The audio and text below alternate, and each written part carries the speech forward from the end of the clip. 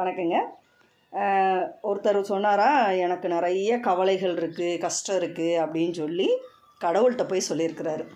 அப்போ கடவுள் சொன்னாரா, நீ என்ன செய்கிற, உன் கவலைகளையும் கஷ்டங்களையும் ஒரு மூட்டையாக கட்டி நான் சொல்கிற இடத்துக்கு கொண்டு வா அப்படின்னு சொல்லி சொன்னாராம்.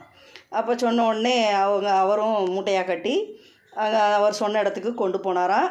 நிறைய பேர் ஒருத்தவங்க சின்ன மூட்டையாக வச்சுருந்தாங்களாம், ஒருத்தவங்க பெரிய மூட்டையாக வச்சுருந்தாங்களாம். ஒருத்தர் என்ன செஞ்சாராம், ஒன்றுமே கொண்டு வரலையாம், நடந்து வந்தாராம். நடந்து வந்தோடனே அப்போ அவருக்கு ஆச்சரியமாக போச்சான். பரவாயில்லையே, இவருக்கு கவலையே இல்லையே, கஷ்டம் இல்லை போலையே அப்படின்னு சொல்லிட்டு அவரை போய் இவர் கேட்டிருக்காரு. ஏன்னா நம்ம தான் யாரையும் போய் கேட்டுருவோம்ல உடனேமோ, உனக்கு மட்டும் நீ மட்டும் எப்படி நல்லா இருக்க அப்படின்னு சொல்லிட்டு அது மாதிரி அவர் போய் கேட்டிருக்காரு. என்னப்பா உனக்கு கவலை கஷ்டமே இல்லையா அப்படின்னு கேட்கும்போது அவர் சொன்னாரா, என்னோடய கவலை கஷ்டமெல்லாம் உங்களெலாம் மூட்டையை கட்டிட்டீங்க, என்னையால் மூட்டை கட்ட முடியல, ஒரு லாரியில் வந்துக்கிட்டு இருக்கு அப்படின்னு சொன்னாராம்.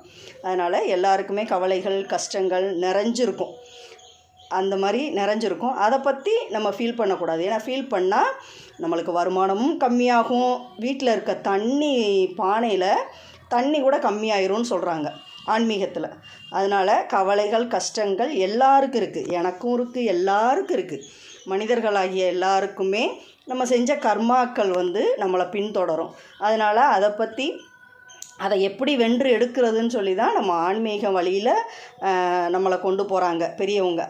இப்போ இதை செய்யக்கூடாது, அதை செய்யக்கூடாது, அந்த மாதிரி கொண்டு போகிறாங்க. நம்ம என்ன செய்வோன்னா, நம்மளுக்கு செல்வம் பெருகணும், சந்தோஷம் பெருகணும் அப்படின்னா நம்ம கவலை கஷ்டங்களை நம்ம இருக்கும், ஆனால் அதை தள்ளி வச்சுட்டு நம்ம என்ன செய்யணும், நம்ம நல்லது மட்டுமே நினச்சி நம்ம வாழ்க்கையில் சந்தோஷமாக இருப்போம். அப்போ தான் செல்வமும் பெருகும், நம்ம வீட்லேயும் எல்லாமே வைப்ரேஷன் நல்லா இருக்கும்.